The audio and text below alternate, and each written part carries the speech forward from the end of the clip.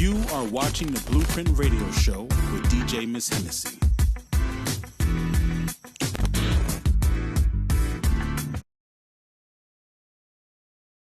What's happening with Uncle Abe, bitch? Bass for your face, highs for your eyes, don't blink, black ink is a rhyme. All rise, rude boys, keep that thing at your side. Be all right, motherfuckers, Philly, we up in here, we all live. I'm puffing this Cohiba, mommy coolin' her head. I have a bone to pick with your motherfucker. When did all the men lose the ball? Quinn, Nietzsche, oh hey, Ichi. You know what girls want?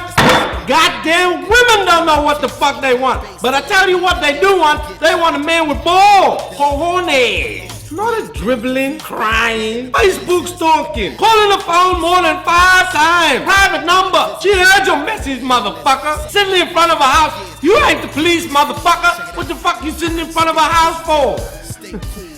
Throw up here, motherfucker. You know these women out there talking about being strong and shit. What the fuck is wrong with y'all? Don't be scared to say what the fuck you feel, fellas. Sisters are doing it for themselves. Girls just want to have fun. Who run the world? Who run the world? Good.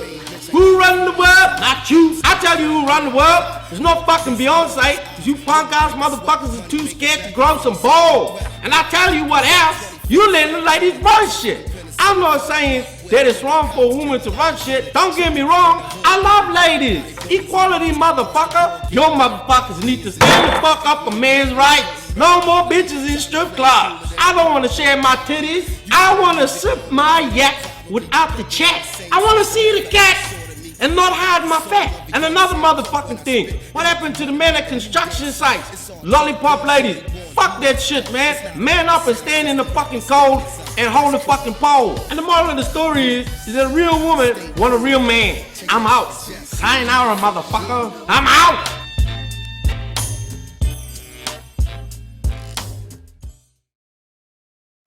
Hey, what's up everyone? This is DJ Miss Hennessy right here with another exclusive interview on the Blueprint Hip Hop Soul Show right here on Miss Hennessy TV. I'm so excited to introduce my next guest. He is not a peer by any means. This is family. This is a dear, dear friend and one of the funniest people that I can say I have in my life. He always keeps it real. This is my brother Abe, also known as MC Abe, Uncle Abe, rough and ready, whatever you want to call it. How you doing, brother? Good. What's happening? You know, life, man. Just doing what we got to do to stay sane. How are you going? How's life? Good. For whoever's watching, it's unfortunate that I was in this. I would have liked to have been in the studio to show more of what's happening, but I'm good. I'm blessed. Very, very, very lucky throughout this COVID thing, working and you know, can't complain. Really can't complain. Very lucky. I can definitely say the same, even though it's been difficult sort of being in an extended lockdown. And I mean, we didn't have to go through this last year. It was not as bad as what it's been this year for us in Sydney and for a lot of other sort of areas. You know, we've had so many different situations happening within Sydney as a bubble, but there have been a lot of us that have been a lot more luckier than others to be able to still be working and creating and doing things. So I'm grateful that I can do it, and I am blessed, and I send love, and you know, just thinking of everybody else out there that is just definitely going through it a little bit harder, but we will get through it. We have to, because we can't stay like this for too long. It's come down to is the hustler's mentality. You know what I mean? Like, if there's no water in the well, get the fuck up and go and look for some water. You know what I mean? Like, don't just sit there and fucking, like, I got heaps of mates that tertiary educated people, very smart, you know, had the SLK in the fucking driveway and this and that. Now they sitting there and they're just like, oh, what do I do now? I was like, dude, fucking go and sell fucking lamingtons on the corner, do something, you know what I mean? Like, fucking, that's the thing. Like, look, again, like I said, I've been blessed in the fact that I've got the graphic design, also the motorbikes and all that sort of stuff. So it's good. But for the longest time, I've always diversified. Man, they tell you all the time, don't put all your eggs in one basket because you never know. You know what I mean? Just have you know, your side hustle or this or that, or, you know. But yeah, again, man, it's just been really lucky. But working hard, I find now that, to be honest with you, I'm not lying, like not COVID, the sickness, so to speak, but it's been kind of a godsend, to be honest with you. And it's given me more time with my family. I've connected a lot better with a lot of things. Yeah. And over the past, what was it, 2 weeks or 3 weeks or something like that, when they had like lockdown, and I don't give a fuck. Lockdown isn't really, I've been going the fuck out. I think I'm the one that's spreading COVID around. Because Max, I don't know if you're gonna get trouble from the fucking authorities, but hey, I fucking go. I don't give a shit. Thanks for just outing yourself on my show, Amy. Thank you. Hey, I'll wait for the feds to come and knock on my door. Because the other day, I'm walking around, and you know what? I got fed up the other day, and I didn't put on a mask, right? And everybody's looking. It's bad enough I fucking look like this. I already look like a fucking criminal. So I don't put the mask on. I'm walking without a mask, and I'm getting these looks, you know what I mean? Yeah. Like, hey, people are looking at me, and I didn't do it intentionally. Pardon me. I didn't do it intentionally. I just thought the other day, like, I have not bad respiratory problems, but when you wear a fucking mask the whole day, man, I can't fucking breathe. No, I can't you. I'm out. So I'm like, fucking, I take it down. And I go to a coffee shop and get juice generally in the morning when I go to fucking work. So me, man, fucking no mask, fucking standing there. I don't give a fuck. Everybody's looking at me. There's like a line of people. There's about 10 people, and they're all looking at me. And you know, you get that one white lady that give you that scold, like, hey, we didn't let your brown ass in this country for you not to fucking follow the rules. And I fucking looked at her, and because she's just looking at me with a scolding eyes. And I look back at her, and I'm standing in the line, and I go, well, you know, you're wearing a mask, he's wearing a mask, and he's wearing a mask. At least I know I'm not going to get sick from your. And she just fucking looked at me, and then like it was kind of like, how dare he say that? But then the penny dropped with us, like, well, yeah, you're not going to get fucking sick because we're all covered up. I did too much, I swear to God. And no, I don't think they're going to come for that comment, because, you know, at the end of the day, I think people are tired, and you can feel it. You can feel the general vibe out there is everyone is just tired of it all. And I think that unrest feeling, that's what I feel is going to be even bigger than the lockdown, is once it lifts, is how people are going to readjust back into whatever the new normal is. It's not going to be pretty. It's not going to be, oh, we're just going to go, because it's not going to be the same. But see, again, Max, we come to this junction where, all right, so I've got many friends or many associates or whatever the case may be. So when I sit down there and I talk to someone like you, or I sit down there and talk to someone like Jason or Rafa or people that we have mutual friends with and all that sort of stuff, it's like Jason, for instance, that owns a gym. He owns a big gym, a huge fucking gym. Like his membership runs into, I think, about 2,000 or 3,000 people. He hasn't been able to open his thing. Right. You talk to him, he's got the biggest smile on his face. Like, getting back to what you're saying about, people are tired and everything like that. He was born in East Timor underneath a gun. He had to flee. He came here in a boat. I sit and I talk to Rafa. Rafa came over here coming from, you know, South America, and his father being very politically active and all that sort of shit. You know, we're apartheid. Yeah. So for us, this is fucking nothing for us. And I'm not discounting what people are going through and all that sort of stuff. But again, just as I mentioned before, like, take every opportunity that you've got in whatever circumstance or whatever situation that you're in and adjust to it. Yeah. Like you can sit there and bitch and complain and this and that, you know what I mean? And a little speed hump. You've been told to sit in the fucking, I can get into all the conspiracies. Yeah. I'm not going to do that. Like I've got friends that are anti-vaxxers, that. At the end of the day, your hands are tied to a certain degree. You can't do anything. They say stay the fuck home. You stay the fuck home. You don't go anywhere. But that 9 o'clock curfew, go and sit with your fucking son. Go and sit with your daughter. Go and learn how to cook. Get online. Fucking study. Go fix fucking something. Like, yeah, you can sit there and go, oh man, they fucking my life. Blah, blah, blah, blah. Man, go just, you know what I mean? There's reasons why, like why this is happening, whether you agree with it or whether you don't agree with it. Like, whatever this virus is, it exists and it's pretty bad. I had my cousin had it, and to the point where the imam came to the hospital. Nigga thought he was gonna die. You know what I mean? So you can see that there's something there, whatever it is. But again, I've lost in my family as well. South Africa as it's ravaged South Africa, as you would know, and I've lost some family members as well. So it's the shit's real. It's not like it's fabricated. But I think it's sometimes when you live in a slightly more privileged country and things are taken away from you that you wouldn't necessarily think you could live without, all of a sudden you can't. But it's not that you can't live without it, it's just that you don't want to.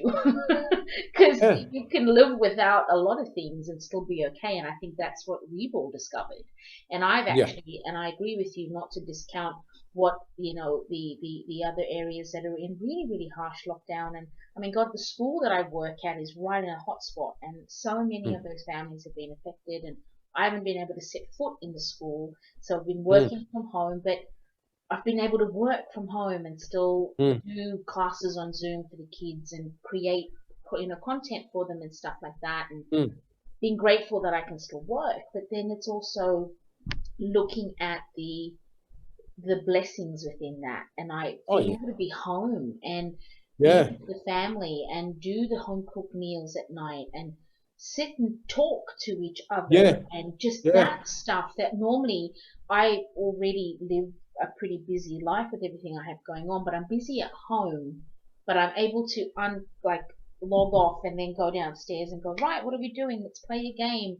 Let's do this. Let's do that. So there has been a huge blessing for me, for someone who never stays home. It's been great. So I hear what you're saying. Yeah. So again, at the end of the day, you can again, like we said, we feel sorry for the people that are going through it and stuff like that. But at the end of the day, honestly, I can't lie to you. It's been somewhat of a godsend. No joke. Like I've embraced it. I've embraced like my focus on work, my focus I focus on family. Like I'm just around my family all the time, and it's fucking awesome. Like, just like you said, go back a year, 2 years ago, and it's like, man, me spending a half an hour in my own house was non-existent. You know what I mean? So now I'm almost dreading what it's going to be like trying to re-assimilate back into society, where you'll be fine, Max. You'll be fine. Sure I will. You'll be fine. Organized wall planner. That first time you can go to it. In saying that, like getting back to normality and all that sort of stuff. I got a kind of a business partner working with me that's taken over, and we'll get to that a little bit later. But he kind of sit there and he's like, oh man, I'm dying to go out. You know what I mean? And I looked at him and all that sort of stuff. And for me, obviously, I've been doing it for that long, and I've been going out for that long. It's like, to be honest with you, I couldn't think. I couldn't really care about it. But it's going to be good in the sense that you're going to also appreciate that stuff a little bit. Absolutely. And I think want to explore different facets of the city, maybe like maybe do things we didn't do before. And I Mm. guess, and when you're parents and you've got younger kids, I mean, I do things with my kids all the time, and it's wanting to see things through their eyes a bit more than Mm. the nightlife component, because I think we did nightlife pretty good back in the day. It's a Yeah. segue for Yeah. this Woo. convo. Let's leave COVID and let's get into how stuff was really popping back in the day. I mean, Ah. I look at the nightlife, or the non-existent nightlife, that Sydney has been holding on to ever since lockdown initially It's started. been 4 years, It's Max. been, I It hasn't know. been that, like, 4 years. If you think about it in retrospect, like our whole dynamic fucking Yeah, changed. yeah, Like the obviously, like the first one with the cross and all that sort of stuff. Man, that was about 4 years ago, maybe even a little bit. Like we still managed to work and stuff like that. And I was still working through the lockdown that time and stuff. But yeah, it's been pretty shit. it Sydney has. got a bit of It a kick in the has. guts with it, It man. has. Like really bad. I mean, Sydney was always the city on this side of the world that was always off, well, between, and I guess Melbourne too. It was always that sort of neck and neck thing with Yeah, yeah. the nightlife, especially with the hip hop community that obviously we've represented for so many years. Uh, I look at it now, or even like towards the tail end just before COVID hit, and I was looking at how kids, and I say kids, I mean that young adult, right? Like we've been clubbing since God was a boy, and you look at these kids and you kind of go, are they really having fun, or is it just for the gram? They're out there, they're yeah, missing shit, they're taking pictures, is the filter yeah, on, yeah, birds yeah. and butterflies and crap all over their face. The only thing we were concerned about was if the photographer from 3D magazine was going to be able to get my left side, because that's my good angle, right? So And how do and I was you? not, sorry to cut you. I was notorious back in the days, like, and I kept, because I did work for 3D. I used to do the cartoons for 3D Yeah. and stuff like that. So I've got a stack of 3D. I used to be real funny about not being in pictures back in the day, to be Really? totally honest with you. I was, when the camera used to come, there's a couple of times where I'd sit and I'd take a picture and all that sort of stuff, but I didn't want to fucking be in pictures back then. Wow, you would have I would have never thought that. You was always out there smiling, cheesing. Yeah, no, I was, but it's probably so I didn't get caught. so my girlfriend wouldn't be like, "Who that bitch?" You know what I mean? Yeah, because So, when the camera yeah, came, I always used to shy away from the camera. I used to run away from the camera. yeah, but that was it. That's all that we had, right? So knowing that that's the kind of nightlife era. I mean, we had fun. Like it was fun. It was music. It was incredible acts used to come down here that we had access to, right? Like myself being like a music writer and like as in like a music journalist that was capturing what was happening in our community. I couldn't have come out at the better time to do that and to start that career off. And yourself, like you were touring, like emceeing on stages and stadiums and incredible nightclubs all around Australia. So when you look at that as compared to the clubs in the later years, like how do you feel about your role in this community from that start to now? Again, like kind of retouching on what you just said, I feel sorry for people not getting the experience or not getting the whole thing, because for us our community was relatively small. So by going out, it wasn't necessarily going out to go out, it was going out to see Maxine or going out to see Carl or going out to see, that was like kind of our it was our clubhouse, so to speak. You know what I mean? I like and that. Then it became commercialized. Then it became when money came into it and more advertising and more acceptance in mainstream and all that sort of stuff, that's when everything changed. It became, it diluted it a little bit. We still had our underground clubs and our, your XOs and your this and that and your little pockets where I'd go to work and then go there afterwards to hang out with my friends. So, you know what I mean? But my part in it was, if I look at it, like, yeah, we started a lot of stuff, and we kept it pretty tight, and it was tight for a long time, and it was good, and it was a lot of fun. Again, that community thing and all that sort of stuff. And again, where the breakdown came is when our scene got commercialized, when it started to become cool. Look, you know as well as I do, there was no, and I don't want to be derogatory or anything like that, there wasn't many outsiders that came into our realm. There wasn't. You wouldn't see double bay boys that went to Scott's College coming there. It never happened. It's not because we shunned them away, or it's not because we didn't open to it and all that sort of stuff. Again, I bring it back. It was a clubhouse. It was a community. And although there was R&B clubs and hip hop clubs that existed and all that sort of stuff, we always had our thing. We always had our clique kind of thing. And again, like, when Eminem started rapping, or this one started rapping, then the whole thing kind of changed, where, Nathan, that was sitting in his room in Menai or something like that had fuck all to do with black people, didn't even see black people. All of a sudden he's seeing it on his TV, and he's thinking to himself, wow, that's really cool. That, and I'm not being sexist or derogatory or anything like that, but he sees little Kim, she's got a nice backside, she's got a physique. Where can I find that? Okay, I'm gonna go to this club. There's a flyer that I got in the mail. It's XO. I want to go and see. All that was an XO. Yeah, but I want to go and see that. Yeah. And then you're walking in. Then they started coming in and all that sort of stuff. And I'm not saying they. I'm saying, look, there's. No, I know what you're saying. I know exactly how you're. Yeah.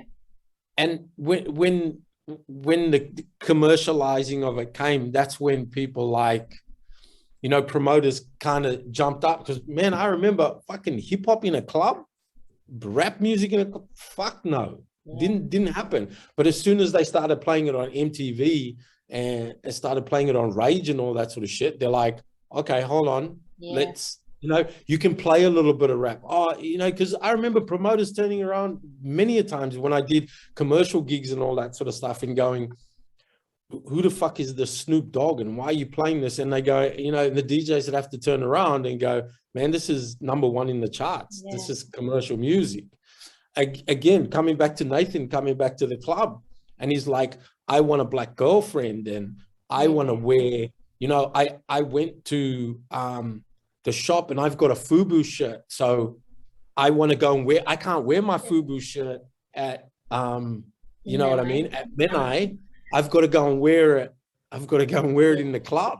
Yeah, I see you. No, exactly. That is exactly how the trajectory was for moving forward from that clubhouse, and I like that you've said it, because it did feel like that. It definitely had that clubhouse vibe. That's why I never really talk about the industry. I always say the community, because it was a community, and it was everybody knew everyone. And there was always a feeling of like a weekly reunion whenever there was a you at home. Absolutely. You were such a pivotal part in that, and in that feeling, and the sound of the clubs, like the MC, the guy that welcomed everybody in, the guy that was always on the mic shouting people out, this, that, and the other. What got you into that component of the hip hop game? Like, you're part of the 4 elements, brother. So the MC, right? So whilst you weren't rapping on stage, you were definitely hyping up the club. I mean, I remember a couple of nights seeing you at the R&B Super Club, I mean, levels. There was levels to that, right? Yeah. And you were on stage just handling like a 2,000 strong crowd. What was it? What was it like for you? Like, what was a highlight of being the go-to MC at the time? What the highlight was, to be totally honest with you, and you're gonna laugh at me, I used to be surprised people used to pay me to tell other people to fuck off and to tease people. Like I used to, honestly, to this day, I still sit there and I go, you actually paid me to do that shit? Which he does for free, gladly, no? Yeah, now I do it for free. Look, back then there wasn't many of us. No. And I could say the promoters kind of seen how much of a good tool it was. They, you know what I mean? I got out of it being extroverted and all that sort of stuff. So I got my little hit from, you know, standing in front of a crowd and also rapping and all that sort of stuff. Whereas promoters, for so many years and all that sort of stuff, music is playing, right? There's no advertising. There's no engagement. There's like, you go to a dance club, literally you're fucking standing that way. You're doing the same thing for fucking 4 hours or whatever.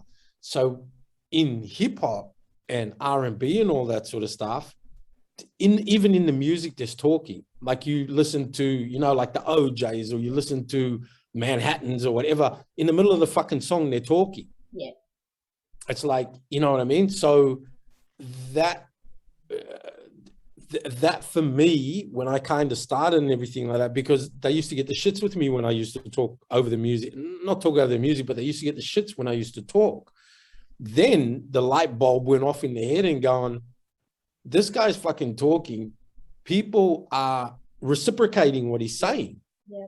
Or he's engaging these people. They're staying longer than this, than that. So the highlights for me was to see that transition in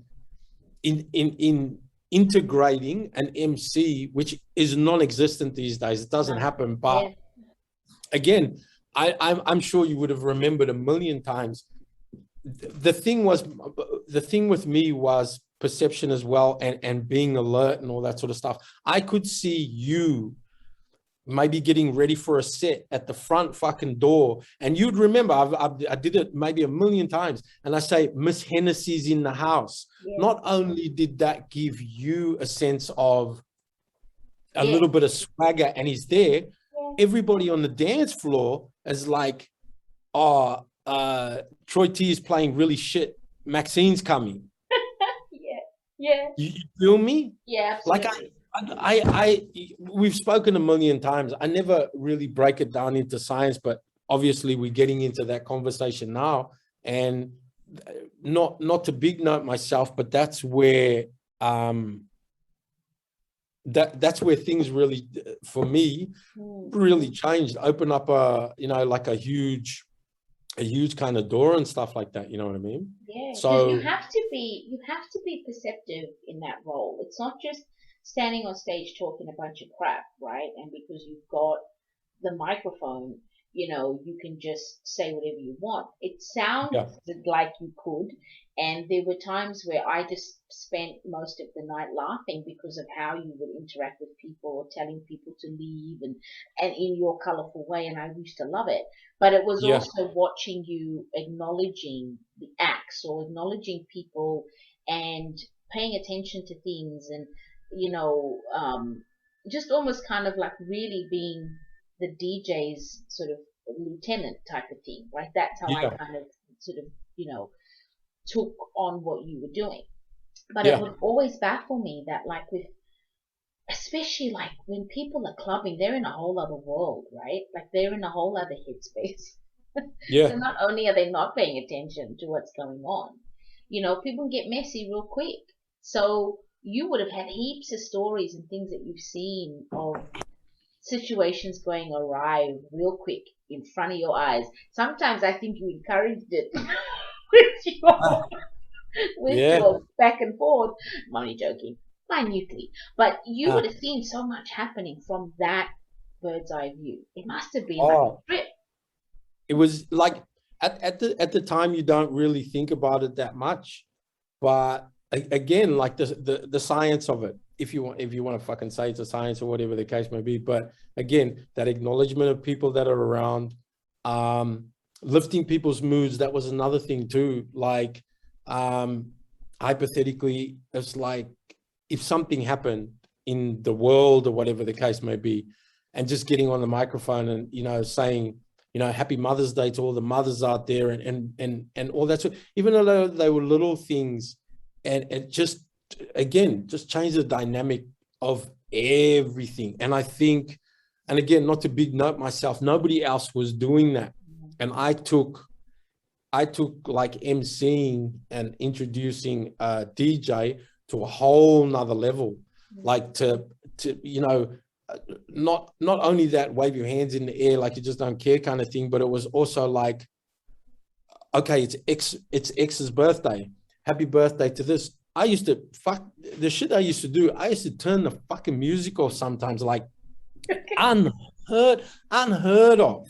Like even you now, for a DJ that you are now, like say you're at a fucking gig and some dickhead comes and turns your fucking thing and starts to like, yeah. But the way that I did it with the people that I worked with and all that sort of stuff, they knew that there was an element of, even though it wasn't scripted, so to speak, they knew. Like I'd sit there and I'd say, okay, listen, tonight I'm going to really, you know, that's when I said, when the promoter started cluing onto, hey, fuck, this dude is, you know what I mean? Like there's 8 or 9 birthdays.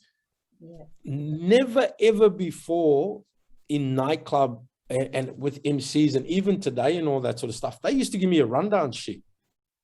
This was back then, because I started introducing those elements, like the happy birthdays, the whatever it may be, or like if Wendell Saylor was there, or the South Swan, or this and that, like public announcements, main set the stage type of thing. Yeah. And to the point where, again, like I said, turn the fucking music off. There's people are coming out to fucking dance. They don't give a fuck that it's Renee's birthday. They don't give a shit. But I didn't do it in a way that I just like, even though I focused on Renee, I also got the whole fucking club to sing happy birthday to a fucking girl. Now, that girl, you could see in some instances when we did do those things, people, you know, they go into a club and you're just another number, or you're just somebody else that comes in. But I did it in a way that I would make a whole fucking nightclub, sometimes 1,000 people turn around and say fucking happy birthday to Renee. Renee's fucking over the moon, comes to me like halfway through my set or something, says thank you so much. And that was awesome. Goes back to the promoter. I've never felt like that euphoric feel. They feel like they're on stage with me for 2 seconds. Not only, and I'll get to the run sheets and all that sort of stuff, but then next week, X is asking, and then Jay's asking, and Z's asking, and the promoter's just sitting there and going, I've just fucking made more money, so I'm going to concentrate on doing birthday packages, man. And again, it comes back to the run sheet. There was Ruben used to give, I'm not lying to you, he was so pedantic and he was so ahead of his time as far as promoters were concerned. I'm talking about 15 years ago. This dude used to do it. Run sheets. He used to find out everybody that was having a birthday, everybody that was, even people that were new to Australia. Like he'd find, like he'd invite people to come to the club and all that stuff and put their fucking names down. And I'm like, you know, welcome to Australia, Umbeke. I hope I know that, I hope they didn't keep your spear at, you know, at customs or whatever, you know what I mean? So, yeah. So to answer you without blowing too much smoke up my own backside and everything like that, it was just, we were different. It was a good time. And there's been a couple of the young guys that I've kind of mentored to a certain degree to kind of push him that way.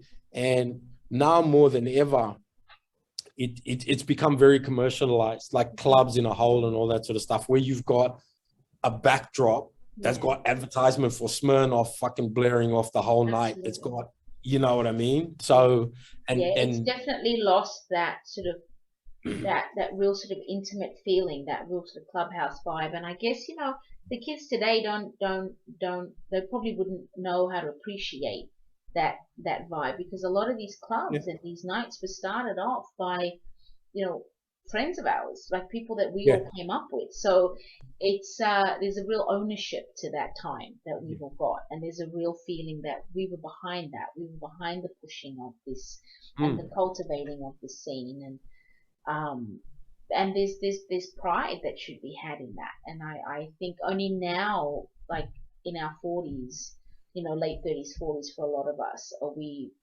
comfortably sitting there going, yeah, we did that. Yeah, I own that. I helped make that. I helped create this. And there's no shame in that. And I think that's how it kind of should be. So I just wanted to ask you what your highlights were with that, because you never looked like you were at work, because it wasn't really work. It was again, I come back to it. You know, I used to say some horrendous shit, and I fucking got a paycheck at the end of the night. How many times that you know how many times I got told, fuck off, never come back here again, and then I'm there next week, you know what I mean? So highlights, man, there's too many to mention, but if I could, Big Day Out, which is non-existent anymore. That was for me, and this was Big Day Out when Big Day Out was Big Day Out, not like I'm talking about, you know, Red Hot Chili Peppers and fucking huge, that Big Day Out, you know what I mean? This was before your Def Cons and all that sort of stuff. That was the first of the festivals, and you're talking about, you know, 50, 60,000 people. That was dope. That was nuts. Like, if I can say some of the highlights in that. And another thing that was why I was proud of that was because even at that point, like even saying Big Day Out was primarily rock and roll, right? There was no such, you think you're going to see any fucking R&B? No chance. And this is when we were vying for the license, you know, Nova and Kiss. Yes. We were Kiss before Kiss was Kiss. This is back then. This is before Carl Sandilands and all that sort of shit. This is going back ages ago. So when they were going for the license and all that sort of stuff, again, it was Kiss versus Nova. Nova happened to win, but we had everything established at running radio stations. I was living in Melbourne. We were doing, like I said, doing Big Day Outs. We were fucking next level shit. But again, we were probably before our time and all that sort of stuff, kind of thing. But again, coming back to the highlight, I keep on diverting off it, but that was a fucking highlight, because I kind of sat back and I looked at this crowd, and it was rock and roll music. As here's this fucking R&B fucking element, like, and you could equate it to maybe Bob Marley in their times and all that sort of stuff, like being reggae but being accepted in that kind of mainstream. Not that we were trying to infiltrate or anything. We were very, very much true to ourselves, but that was dope. Like fucking standing in front of all of those fucking people, and you're just like, whoa, you know what I mean? And being yourself and not putting on any airs or graces, or not, you know, not trying to fucking integrate with them. And it was good. Like, that was nuts. Like Maxine, like I can't begin to tell you, stand in front of fucking that many people, it's just like, whoa. Mind blown. I couldn't even imagine it. But there was a time where Australia was, you know, the come to, you know, country for a lot of these artists and these festivals and just incredible entertainment we used to have here. And you were a part of a lot of that, right? You were a part of, you know, touring and doing all of that. But not only just emceeing, you've also, you know, had your run at, you know, being a recording artist as well. I've got a CD with some of your works on it. Might break it out of the vault. But you've been instrumental in a huge part of this community. So with that said and done, it's not just music that makes Abe who he is. You are an incredible creative on your own. You're a incredible graphic designer. You've got your own business. You've always had a keen eye for illustration and creation and all of that sort of stuff. And you've also created incredible things from furniture. I mean, you had chairs I'm wearing one of my things right now. Rydez Moto gear. So you're a rider. You're a certified street bike rider. Nuts. And you're a designer. So you're an artiste. Explain this process. Like, how did you get into graphic design, and what do you love about it? What's your passion about it? So, to start off with, obviously there was a graffiti element that started with it and all that sort of stuff. Like a lot of like your expression and all that sort of stuff. Being that age, graffiti for a lot of us was a kind of, like an outlet, blah blah blah, whatever the case may be. Little that people know, like my mum will tell you, I used to draw on my own t-shirts, and like you remember back in the days how we used to have graffiti denim jackets. Yes. I was doing that. Honestly, I think I did my first one. I would have been about 7, 8. You know what I mean? Like actually getting paint and drawing on my stuff. And then the what's his name era came, like the Belle Biv DeVoe, where you had your overalls and stuff like that. And I sewed, I didn't have an African medallion. I sewed my African medallion hand by hand, like the whole fucking Africa thing with the beads and all that sort of stuff. And then I had nochal booyah on the booyah. Hey, I'm not lying. I'm still to this day. My mum's got them, but she won't give them to me. Booyah. There's somewhere nochal booyah on this, and then I'm sure I had 2 black, 2 strong on the other side, and I had a black Bart Simpson, and yeah. Oh, that made my night. Booyah. So the what's his names, like I obviously and I'm gonna get into this. This is really, really interesting that you brought this point up, because I was watching something on Dapper Dan, and anyway, I'll get back to that. But how I started was basically I wanted a t-shirt that had a cool picture on it. Yeah. So I drew it. I literally got a texter and I fucking drew. Like I used to go to MC on a Saturday night. And a lot of the times I'd go and buy a white t-shirt during the day. I'd go to Kmart or go wherever and buy a t-shirt, literally, and fucking draw a picture on my shirt and wear the shirt. And people used to, like, honestly, people used to sit back and go, that is fucking crazy. Like, where'd you get that? And I said, man, I literally got a fucking thing and drew a picture on a t-shirt. And I used to do that all the time. And I actually remember you had a little collection of hip hop artists that you would put on like those summer sort of tank tops and stuff like that. And I think you would dye them like different colors, and then you draw. And I remember you gave me one, and it had Busta Rhymes on it. Busta Rhymes. Yeah. And I did a photo shoot, and I wore it because it was one of my favorite tops. And I remember that like yesterday. Actually, I think I've got the photo here. I need to go and find it. But it was dope, and I remember you gifted it to me once, and it was when I was DJing, and I used to wear it a lot and get a lot of compliments on it. So that's how that started. You waiting for your time and you're drawing me in the back. So that was a transfer, but a lot of the other times, like honestly, I would get a stencil. I'd put a stencil on a shirt and spray it with a spray can, and like, you know what I mean? So that's basically how it started, and now it's developed into, like obviously, like I bought one out for you. This is some of the new stuff.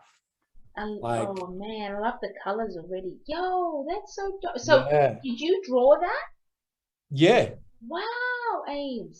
So they've got a little bit of graffiti and stuff on it, and let me get this arm out. So yeah, so this is some of the new stuff and all that sort of stuff. I'm sure Max will plug my website at the I end of it. will. I But was just gonna say to you, where yeah, can people buy it? Like, so you've got a store set up for it and everything. yeah.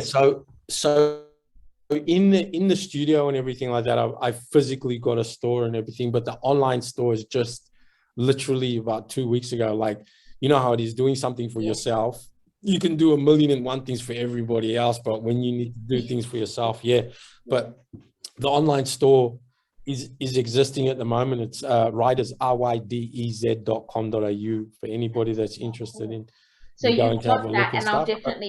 definitely plug that, and I'll put that in the description, obviously, with the Cool. video. But so you've got the Please. Rydez store, but you've also got your own shop front with your graphic design company. So what is that called? Where can people reach you with that? That's GDS. It's actually Graphic Design Shop, and it's www.graphic/design.shop. So the shop is obviously, you know, I've been doing graphic design for donkey's years and all that sort of stuff, but with having the shop now and everything like that, it's been good. It's been really good. Like I go across the board. I don't just sit there and I go, oh, I'm gonna draw pictures of fucking, you know, graffiti pictures. Like I'm a, you know, do graphic design across the board, but not being in that kind of space was difficult because I'd have to get people to come to the house, or I'd have to go on location, and there was always this freelance element to it. So people kind of look at you. There's no legitimacy attached to it. Then people don't want to pay you. Then this and that. So I thought, you know, bugger that. So I've got a shop, literally a shop front, and it's kind of not the first of its kind, but we're expanding. We're actually going to Brisbane and Melbourne. So congratulations. Yeah, no. We're just waiting for fucking COVID to fuck off, and then basically, because look, at the end of the day, again, like I said, it's the first of its kind. It's an actual shop where you go and get graphic design. Now, 9 times out of 10, when you have to go to when you have to get graphics done, and you know yourself, it's a plug or a guy of a guy or this or that. And generally it's never face to face. Generally it's, oh, I'll send you my files, and then it's this and that. So with the shop, people physically come in, and they, like, honestly, like that was my intention to get that, but I never knew that it was going to be that. When people come in the fucking door and go, I've got an ice cream company, can you do me a logo? They literally sit the fuck down. I do a logo, put it on the screen, and blah, blah, blah. And sometimes within a half an hour, it's done, and I'm getting paid. It's crazy. So it's taken off. So with Brisbane, and like we literally had the shop in Brisbane, and we were going to launch not that long ago. But again, like I said, I've just got to wait. They're waiting there. They're almost on their way. But great concept. That's amazing, man. Like, because I've driven past your shop, because you're on a main road, and it's a road that I never come in through. Well, it can't really come in though, because you got to flow with that traffic, you see, and there's nowhere to park. Excuses. There's a lot of parking for people that are watching. There's a lot of parking. There's actually 2 parkings. There's a library parking there that has got 2 hours free parking, and there's also one behind the IGA. No, so it's not that I don't come in. When I drive past, it's closed because it's after hours. If I'm coming back from the city, or then if I'm going to the city, I'm on the other side of the road and I'm flowing with the traffic.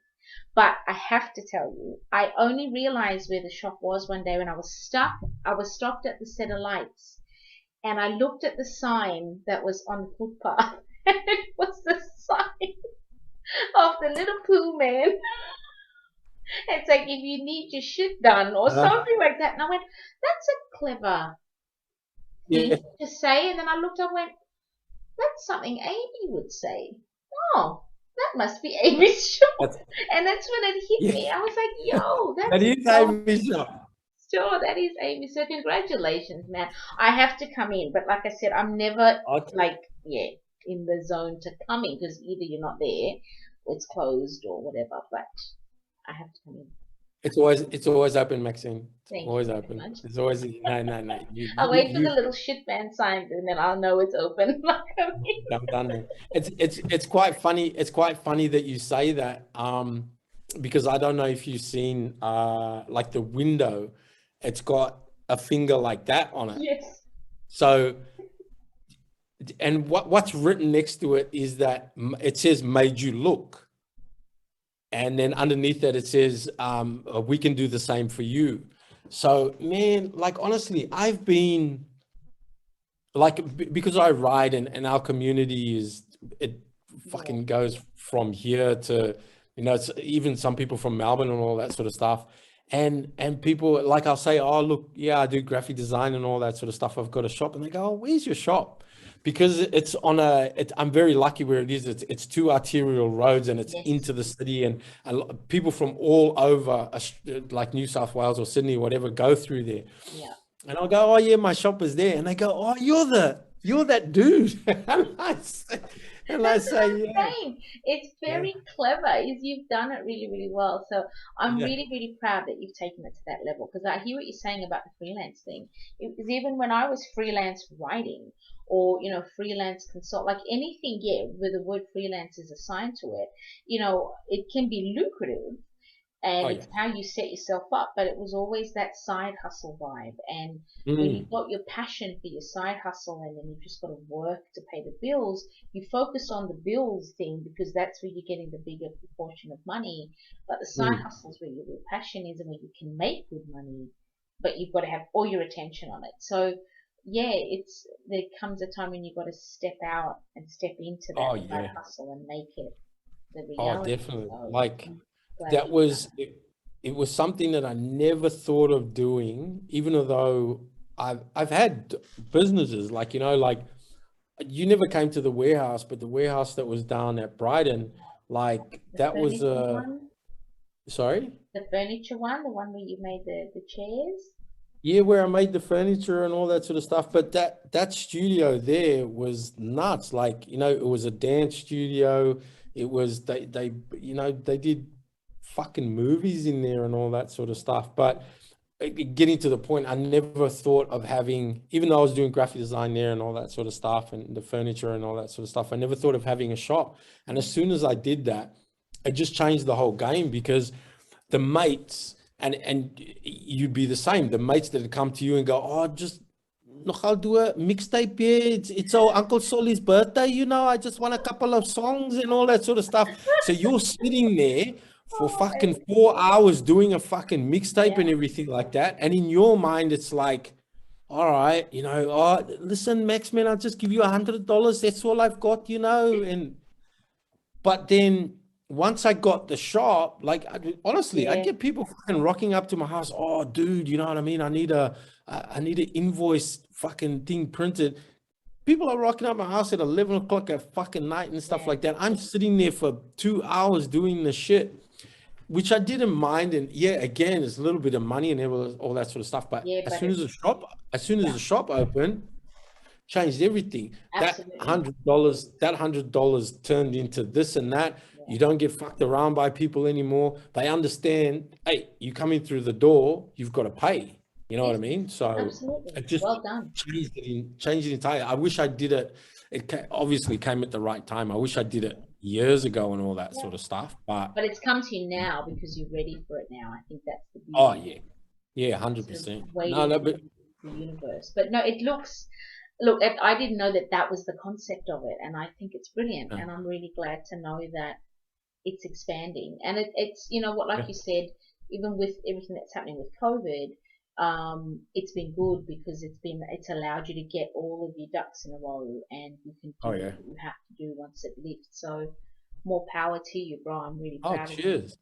Thank you. Yeah. But let's talk about this next venture of yours. So with your clothing label and being a really proud, passionate writer, right? That's an incredible community. It's a community that I didn't think I'd ever get involved in, but thanks to my husband, who's a keen writer himself, he's introduced me to the world of riding, and I didn't know how extensive riding was, especially in the black community. I had no idea how many, black riders there were. I mean, he's shown me movies that are dedicated to black riders, and it's a lifestyle. So you've been in it for a while. Oh yeah, definitely. Well, it's big because black people can afford to buy bikes easier than they can afford to buy cars. Is that what it is? No, well, so if I can give you a little bit of an overview of something that you probably wouldn't know either, the bike community in Australia is in comparison to the population, it's not that big, but it's fairly big. It's not bad. So if I can just give you a quick breakdown, like in Sydney, you've got all sorts of groups. You've got groups that ride bigger engine motorbikes. You've got rides that smaller. You've got girl kind of groups that just ride with girls. Then you've got like, you might have Macedonian group of guys that just go, and the Lebanese guys and all that sort of stuff. So generally you'll find these groups in the community, as far as say social media is concerned, there might be about 2,000. I think the biggest one in Sydney might be about 5,000, 6,000 like online members, or maybe a little bit more. But when you go for your rides or you group up or gather, 200, 300, unless it's like a community ride where you might get 5,000 or anything. But to get to my point, when you're talking about black riders in South Africa, obviously population is very different and everything like that. They've also got, dude, when you get an opportunity, right, go on Facebook and type in just Johannesburg. Don't even worry about Cape Town or everything. Type in Johannesburg motorcycle clubs. Your brain will explode. So now in Johannesburg, you've got the groups then online, just on Facebook alone, you'll have 15,000 people in that group. What? When they go for, Maxine, go and look at it. It'll trip you up. God. So then when they go for rides, you like, okay, you're only going to get a small percentage of the members that will go on a ride. You won't get all of them to go on a ride, but you've got 15,000 in a group. When they're going for rides, it's 2,000 people opposed to our 200 people. Wow. And you've got like the groups in Johannesburg, just in Johannesburg, and I'll send you a couple of links and everything. You've got girl groups, right? Girl groups. Now, what Jay's got a 1,000cc. It's a big fucking bike, it's not a baby bike, you know what I mean? You got girls over there, South African chicks riding fucking Hayabusas. That's even bigger than Jay's bike, 1,300s. And then you've got like 300 or 400 of these. You've got 300 or 400 girls in Johannesburg that are just in this group, like mums. You know what I mean? They've got their kids, and like you would have seen a lot of the American. You would have seen a lot of the American stuff. That in South Africa is exactly the same. Like in South Africa, it's nuts. And like in Johannesburg alone, I think you've got like of registered motorcycle groups, and not bikies. Like people get this misconception about groups. There's thousands. And like, so getting back to the clothes, if I can associate the clothes with that. So I've sent some of my stuff over there. So before COVID, I was supposed to go back to South Africa because I was going to launch my brand more so in South Africa than when I was here. Because like, why, like as much as I appreciate my market here, South Africa, what you've just explained, I get it. Yes. South Africa supersedes it. And obviously I'm South African. So you know what I mean? So that's still in the pipeline. Like I'm still going to go to South Africa and launch, but obviously with COVID, everything is so up in the air. And the difference with South Africa is they're very safety orientated. Whereas America, you don't have to wear a helmet in America. You don't have to wear, it's very different. Whereas obviously my clothes primarily on the motorbike side of it, not the lifestyle side, is very safety orientated, like proper, you know, padding and Kevlars and, you know, all that sort of stuff. Safety is a big thing for me. So yeah, so South Africa, like I just learned you something. You go and look at the motorbike. You go and look at the motorbike clubs in South Africa. It's nuts. It's next level. That's like really, really big. Oh my gosh. And how long have you been a rider? Like what got you interested in it? Because you don't ride, like just ride, like you doing tricks and popping wheelies and shit. I mean, it's not just going out for a leisurely Sunday ride. A little bit old for the wheelies and shit now. I'm getting to that point where I was like, okay, because now I sit there and I think, you know, I've got a $35,000 bike, man. I don't want to drop this shit. You know, when you're young, you're like, fuck, I don't give a fuck. I tell Jay all the time, I'm like, it's such a dope looking like vehicle, right? Like when you see you guys like bobbing and weaving and stuff. I said, how can you be so dope 1 second and then the next second fuck your whole shit up? $40,000 done, laying there in the gutter, scratched up to be damned. You got to pay another $1 million to get it fixed. That just turns me right off, and I go, yeah, no, I'm not going, because if he wants me to say, come and go for a ride, I go, my size, my weight, everything that is on the back end, pull that right off. No, not in any way, shape, or form. Like I know this is a really a wanky thing to say, and for a bike rider, and if I was talking to Jay, it's a very cliche thing to do, but there is no amount of money that you could pay that's going to give you the same experience as riding a motorbike. He has said that many times in defense of what I've just said. you just can't. Like there's people out there that would pay, and you can't even make a comparison to a car or a boat or a plane or anything like that on a motorbike, and not to get to whatever. On a motorbike, you're sitting on an engine. There's fuck all else. There's no windows. You can't really look at anybody looking at you to see what the fuck you're doing. It's you're sitting on a fucking engine. That's all you're doing. And again, the wind, the this, the that, with the motorbike and all that sort of stuff. If I can say what makes it the experience like awesome and all that sort of stuff, for all intents and purposes, you have to concentrate so much on living. You have to concentrate on focusing on what you're doing. The bike running the way that it is that it's a crazy feeling. Like you block everything out. You don't think about work. You don't think about anything else. You're solely concentrated on one thing, and that's where the freedom comes. That's it. Like you have no idea. You're free, and it's like for that amount of time that you're riding and everything like that, there's nothing else exists, and it's amazing. Just hold on 1 second. No problem. So nothing else exists in your world. It's just just that. So I've heard, he's told me that many times, and it's something, I guess, that once you've been bitten by the bug, you understand it and you live it, and it's a lifestyle. It's not just something you choose to do every now and again. So I know to call yourself a rider, it's what you will always do. And it's you're either chosen, or you're not chosen, you choose to become one.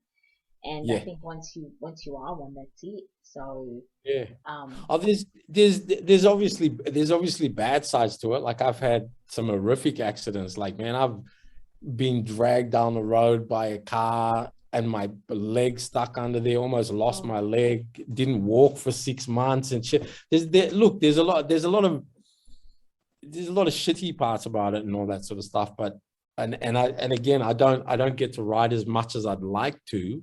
But like again, once you there's dudes that'll get a bike just for the sake of it, to kind of look cool, and you know what I mean? And Get on it. they'll have it for a week or a month or some shit like that. But yeah, it's in my blood, really. It's something I hate to say it out loud, but I'll die on a bike. Like, I'll be old. Let's not say that. No. I know where you're going with it. When I say I'll die on a bike, like, we've got old dudes and all that sort of stuff that, you know, will get a 3-wheeler bike because it's just, you know what I mean? If you can't walk anymore or your back sore or something, you'll get a bike that's going to accommodate for your thing. You know what I mean? So, yeah. Well, you've chosen things in your life that have paid it forward many times, right? Your emceeing will pay it forward for us for many, many years in terms of the memories that we have, what you've just spoken about, the science of how you emceed and how you helped to build some of the most incredible, iconic clubs that this country has ever seen. Your graphic design work, you've gone on and created, you know, a shop front for graphic design needs. Your, you know, passion for writing, you've created your fashion label. You're a very talented, creative human being. And thank you. I'm so excited whenever we get to talk because you always put an incredible spin on things. We could talk for hours, but because obviously we have to draw it to a close. But before I let you go, and a lot of us will want to know this, but you're an incredibly funny person. Whether people like you or are offended by you, you say it like it is, and you've always been authentic, and that's the one thing I think most of us love about you. Thank you. You are a comedian at heart, and you were going down the path of developing a sort of not a stand-up show, but like a real cool concept comedy type of online platform. Yeah. What's happened? Any return to that? Anything in the works? Because God, we need humor, and your humor is on a whole other level. So. Oh man, I'd love to do it, and you know what I mean. Like, time is one thing, and the way that worked as well as it did was the people that were behind the camera. And I'll be totally honest with you. Like, I can every now and again I'll do something stupid and what's the name and get a good response from it, but I had an old mate that was doing it, and we just gelled. It was really good. And since then, like, he's gone on to do his thing and all that sort of stuff, and I've tried to do it with other people, and it's been very difficult. Like, I don't know, like, I'd love to do it. I'd love to do it, but again, timing is one thing and all that sort of stuff. And I don't know, like, no, look, you never know. You never know. I might jump. I might put on the sunglasses and the fucking suit with the, you know, with the glass of Jack. You know, you never know. It was so funny. And look, people want to, you know, I might see if I get your permission. I might put a little snippet of what you did. Oh yeah, by all means. In the show, just to give people a little snippet of it, but. It was great. It was, you know, our sort of answer to you know, Dave Chappelle type of vibe, which, you know, I mean, dope comedian. But you've got so many talents, brother, and it's always so awesome to talk to you, chop it up a bit, and just spend some time. So thank you for your time tonight. Oh, thank you. And I just wanted to say before you kick me off your what's his name.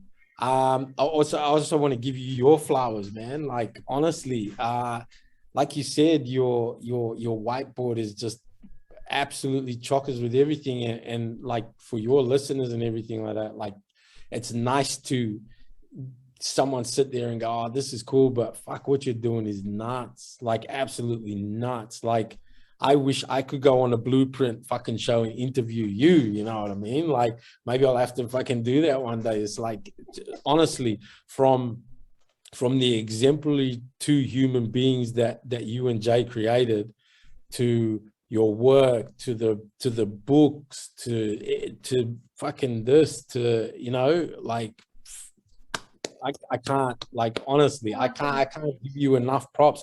Like, sometimes I want to watch She's Empowered, and I get halfway through and I say, nah, fuck, I feel bad for having a fucking dick, you know what I mean? Like, some of these women are real fucking, like, but I'll still watch it for the sake that, you know, it's my sister. I gotta watch this shit. Hey, you know, nah, fuck, stop running men down. Fuck you all. We're not all like that.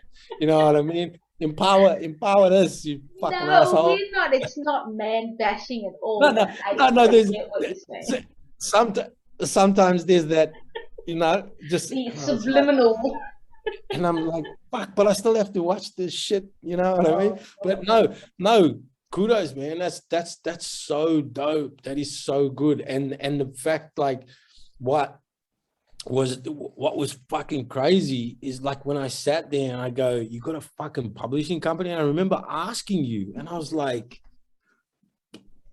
honestly, that blew me away. Like, I can sit here and I go, I've got a shop and I've got this and I've got that, but the foundations that you are laying, like, fuck, I told people to get fucked and kiss my ass and you're a fucking idiot. You bro, like, you know, for every little girl out there that, for young girls out there that are going to go out there and want to write a book or a magazine or are illustrators and everything, you're fucking creating something. Like, look, we didn't have this shit. When, like, again, I fucking got a pen and a fucking t-shirt and I drew my t-shirt. Like, you know what I mean? Like, that's another thing we'll get into afterwards. Like, I did want to get into it. Obviously, we don't have the time, about the jacking of our culture, and the blocks that we got. Like I said to you before, Nathan coming from thing and, like, taking away our shit. Like, you've broken down that wall, in the sense that maybe my son, that is a phenomenal drawer, is like, he's nuts, he's fucking killer kid, he draws really well. Maybe he can come to, you know, your publishing house in another 4 or 5 years and get that opportunity and all that sort of stuff, you know what I mean? And it's like, for me, like, fuck, honestly, like, I want to cry. I kind of sit back and I think, fucking, thank you. But honestly, and you've shown me stuff that B did and all that sort of stuff. He's gonna have an opportunity. You know, he could have a sneaker design book, or he could draw, or he could illustrate one of your books. And fuck, man, that's huge. I don't even think you comprehend how integral that's gonna be. I haven't, and I think when I hear people sort of talking to me about it, you know, I sit there and it always blows my mind when I hear others and how they see me, or how they see what I've created, because I just create what I think is necessary for my purpose and for my passion and for my path. But it's always with the intention of helping others. And I think that's always what my vehicle's been in whether it's been in the music industry or now in the publishing world, and obviously in the teaching world. It's to serve. And I've never been self-serving. I've always wanted to help, like, or get the story out, or help the story come out to help somebody change their lives or change lives. So to hear you say that and package that about my publishing company, I've done that because I didn't want other people writing our stories and our narrative. And but if I can intervene, there would have been an element of, and this is just an assumption of mine, that you would have done it in the things like, maybe you've seen on that other side, they're gonna maybe censor this, or they're gonna change this, or think, I just want to be true to myself and all that sort of stuff. And, you know, and again, I'll sit there and I'll give you the biggest fucking props, because till today, Oprah still doesn't own her company. You own your company. And it's not a black or white thing or anything like that. For fuck, how many fucking women own their own fucking publishing company? There's not many. And fuck, you've done it. And not only are you telling our stories and all that sort of stuff, or will be, again, I come back to the point, there's going to be 6 or 7 little girls that are young now that see you, that go to uni, that go and do journalism or illustration or fucking doctors or whatever the case may be, and you're going to give them that opportunity. You're going to spread education. You're going to spread be a portal for creativity. And fuck, Max, you have no idea. Like, I bless can you, only man. hope so, brother. I can only, that is, hearing you say that about a little girl out there wanting to have a book published, and hopefully one day coming across my publishing house and the books that I've written and helped other people write. That's why I'm doing what I do. Not only for my sons, so that there's a legacy for them, but it's the narrative thing, man. It's not having the culture appropriation is huge, and I think all of us in our own way, we're taking it back.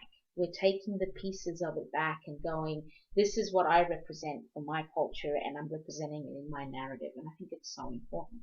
Even with this show, But I see you very much out of that box. But here again, like we can, as minorities or whatever, I hate that fucking word, but as that, sometimes we take ourselves out of the mainstream and all that sort of stuff.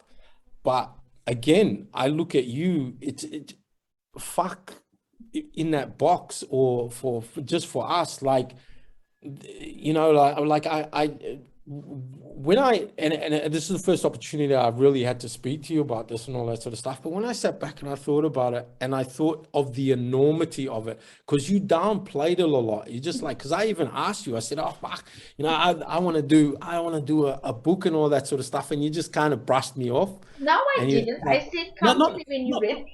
not Lying brush to me the off, but you people. were not brush me off, but more so like, you kind of downplayed what you were doing. And then I started seeing, like, the blocks and all that sort of stuff. And I was like, fuck. And then I'm sitting and I'm thinking to myself, you know what I mean? Like, with work and traveling a lot for the music and all that sort of stuff, man, I've gone to every fucking corner of Australia, around the world, blah, blah, blah. And then you've got like remoter communities with Aboriginals and all that sort of stuff. Their art is amazing. Their storytelling is amazing. Their stories are amazing and all that sort of stuff. And again, the potential for, if they can't go to Penguin or something like that, maybe with their vocabulary, maybe with their this, their that, they're going to look at you and they're going to say, that's a person that I can fucking talk to. And not only, again, it's mind blowing at what you have. And I know that it's in the best of fucking hands, because your faith in God, your intellect, again, just like you said, like you literally fucking just turned around and you said, I'm doing this for everybody else. And in anybody else's hand, they'd see money, they'd see, and I brought it up, you didn't even see that. You don't even see that kind of stuff, but it's amazing. Like, thank God you've got it. Thank God God gave you the opportunity to do that, because fuck, long live the Queen, as far as that shit is concerned, because I'm telling you, you've got it for anybody to have that much power, and journalism, media, and that's what makes the world go around. And having someone like you that's not a fucking sellout. Let's just be honest with each other. Like, I've never been about the sort of the gossipy hip hop stuff, the trashy stuff. I don't care. Like, I mean, look, everybody, look, I'm human, and you have a chat and you laugh about it and stuff, but I'm not about exploitation. I never have been. And when I was in positions of being exploited throughout my time in the very community that we've all met in, and I've had my bad runs with people that have tried to play me wrong and do all this, that, and the other. Writing my first book, I think, How to Live for Love and Hip Hop, which was like an homage to the industry, to everybody that, whether I'm cool with them or not, to say thank you for time and space. It helped make Miss Hennessy Entertainment, all of that sort of component. Thank you so much for it. And seeing the backlash that I received from that, not only from the community, but then also from the publishers that I went through at the time, telling me what my history and my role was in hip hop. I thought, never again am I ever going to allow anybody who's never walked in my shoes tell me what I've experienced and what I should be telling people about my own existence. And I think when I wrote the next book, I said, that's it. I just said one night, I said to Jay, I was like, I'm going to create my own publishing company and imprint. And their narrative is safe in that. Then it doesn't. But that's what had to happen. You know what I mean? And thank God that it did. And again, I know, you know, we can sit here and talk all night and everything, but hats off to you, girl. Like, there's absolutely no words, and may you keep on going on your trajectory on a you know, like, you've got that golden egg, and thank God it rests with you. That's all I can say. Thank God it rests with you. There couldn't be another person, no other person that I could fucking think of to have that much power with that much heart and realness in you, and it's fucking awesome. And I can't wait to see, you know, the young kids go to your publishing house and all that sort of stuff and say, hey, here's what I want to do, and the mentoringship that's going to come with that, and the fucking awesome shit that I'm going to see with it. Like, I'm looking forward to it. Like I told you, like, She's Empowered can go and kiss my ass with that fucking, and he's a fucking asshole, and the other. No, do not talk like that. Stop, like he's lying. No. I'm only joking. You're up next. Thank you very much. You're in the upcoming book, so play nice. Okay. Yeah. No. Thank you. No. Good. Please keep on doing what you're doing. And like I said, man, like, big props up to you. And honestly, I'll tell you what, I'll go and sit with the blueprint thing behind me and interview you one of these days. Thank you, brother. Oh, I love you so much. Thank you, and congratulations to you on all of your incredible successes. I'm so glad that the pieces of the puzzle are really coming together, and I'm excited for you. I think it's great. And once everything lifts and we can see an incredible way forward, a lot of good things are going to happen. You've got an incredible mind, Abe. You always have had. So yes. I'm very excited. Listen. Anyway, be good. Thanks a lot. I'll talk to you soon, and hopefully we can do What's Happening really soon. That'd be great. I'm gonna take you up on that one. Thanks, bro. See you, Max. King of the town, yeah, I've been there. You know I click clack, where you and your men's at? Through the Smurf, through the rock, baseball bat. Rooftop like we bringing 88 back. Now let me count it up. 1, 2,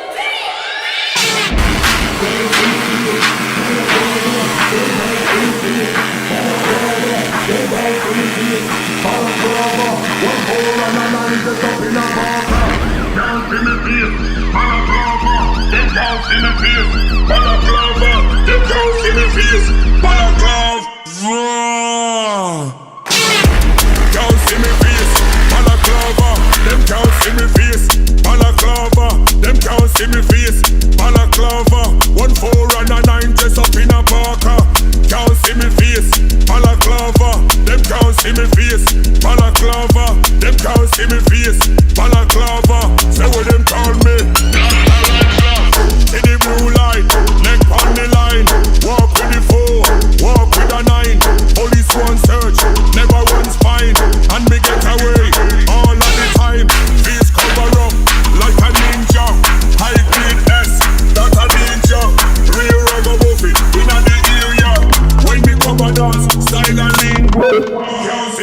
face. Balaclava, them can't see me face. Balaclava, them can't see me face. Balaclava, 1 4 and a 9 just up in a park. So you have a license to play this? Why you don't have a license? Man, you get a license to play that kind of dope here, child. So I get locked up. Oh my God.